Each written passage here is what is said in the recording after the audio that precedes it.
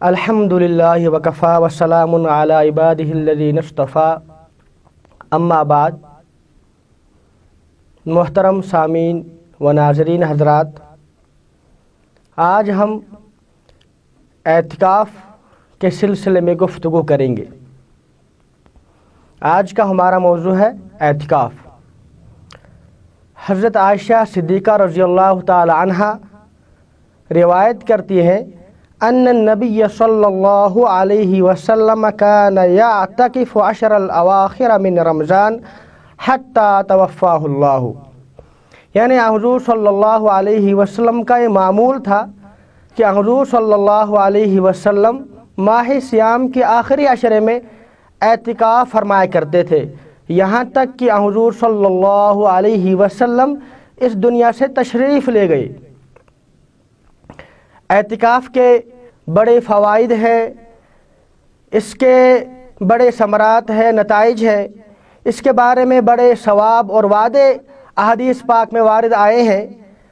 ایک روایت میں آتا ہے من اعتکف یوما ابتغاء وجہ اللہ جعل اللہ بینہ وبین النار ثلاث خنادق، جو آدمی صرف اور صرف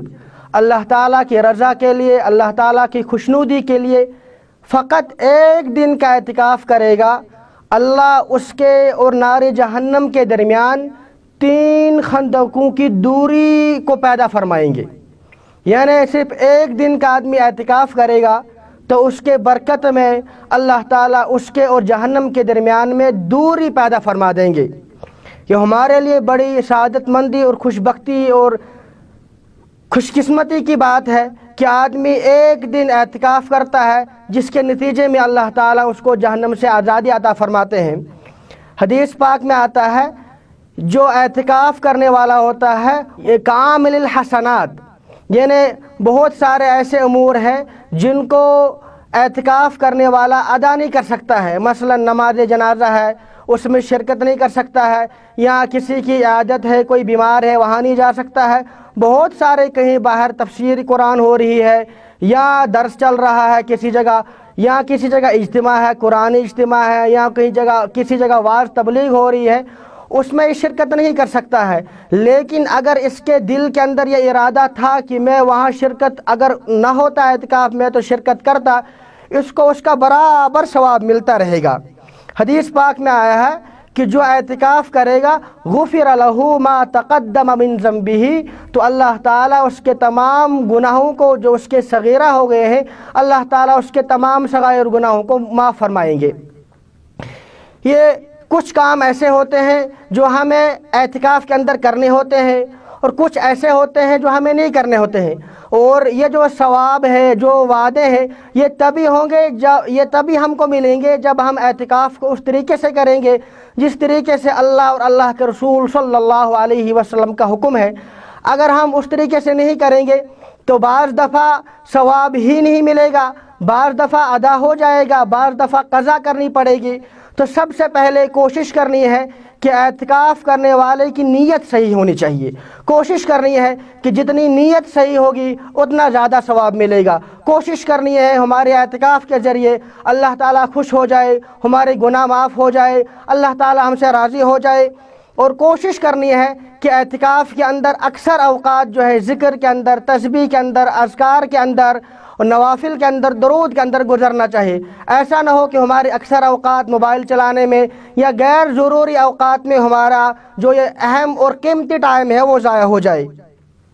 جو اعتکاف جو ہے یہ اعتکاف سنت مؤکدہ علی الکفایہ ہے، یعنی یہ سنت مؤکدہ علی الکفایہ کا مطلب یہ ہوتا ہے کہ اگر محلے میں سے کوئی ایک آدمی بھی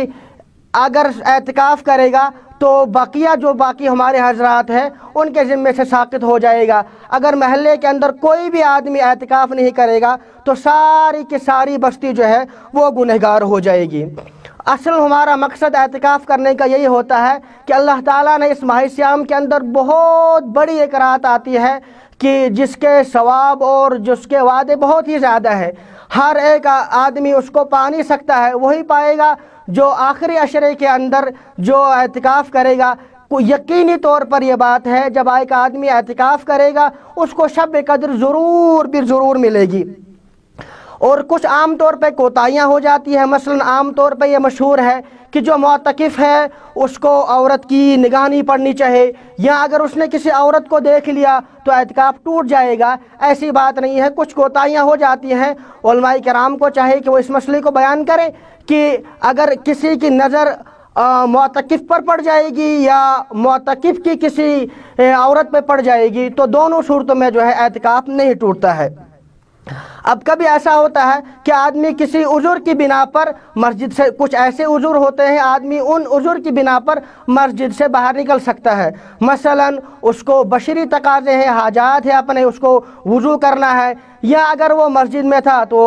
جو احتلام ہو گیا، سو رہا تھا خواب میں کچھ ایسا دیکھ لیا یا ہو گیا، تو ایسی صورت میں اگر وہ مسجد سے باہر وضو کرنے کے لیے چلے جائے گا یا وہ غسل کرنے کے لیے جائے گا تو اس سے اعتکاف نہیں ٹوٹے گا. البتہ اس کا خیال رکھنا ہے کہ اتنے ہی دیر اور اتنے ہی وقت باہر رہنا ہے کہ جتنے میں وہ کام ہو سکے. وضو کرنے میں مثلا اگر اس کو 5 منٹ لگے تو 5 ہی منٹ باہر رہنا ہے. اگر 5 منٹ سے زیادہ 1 منٹ لگا لیا، اگر آدھا منٹ بھی لگا لیا، اعتکاف ٹوٹ جائے گا. اسی طریقے سے اعتکاف کرنے والے کو یہ بات یاد رکھنی چاہیے کہ غسل جو ہم کرتے ہیں صرف غسل جنابت کی اجازت ہے، باقی جو ہم ٹھنڈک حاصل کرنے کے لیے یا میل دور کرنے کے لیے جو غسل کرتے ہیں اس کی علماء کرام نے اجازت نہیں دی ہے. تو دوسرا ایک اہم مسئلہ یہ ہے کہ اعتکاف ہم کب کریں گے، اس کی ابتدا کب ہوتی ہے. تو اس کی جو ابتدا ہوتی ہے وہ جب ہمارے 20 روزے ہو جاتے ہیں اور اس دن کے شام میں، یعنی 21ویں رات ہوتی ہے،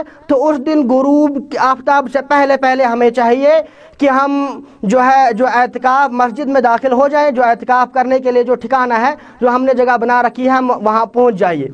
اور دوسری اہم بات یہ ہے کہ بعض جگہ ایسی ہوتی ہے جہاں جمعہ نہیں ہوتا ہے، تو جمعہ جہاں پہ نہیں ہوتا ہے وہاں پر بھی معتکف کو اجازت ہے کہ وہ اس جگہ پہ چلا جائے جہاں پہ جمعہ پڑھا جاتا ہے، جمعہ ہوتا ہے. لیکن اس کے لیے بھی یہ اتنی ہی اجازت ہے کہ وہ اتنی دیر سویرے نکلے کہ جب وہ وہاں پہنچے تو صرف 4 رکعت سنت پڑھنے کا اس کو ٹائم ہونا چاہیے، اور اس کے بعد فوراً جمعہ، اور اس کے بعد وہ سنتیں پڑھے گا، فوراً واپس آ جائے گا. اگر اس نے کسی کے ساتھ بات چیت میں گپ شپ میں اپنا ٹائم گزار دیا تو اس کا اعتکاف جو ہے جاتا رہے گا. تو اللہ تعالیٰ سے دعا ہے کہ اللہ تعالیٰ ہمیں کہنے سننے سے زیادہ عمل کرنے کی توفیق عطا فرمائے. وآخر دعوانا الحمدللہ رب العالمین.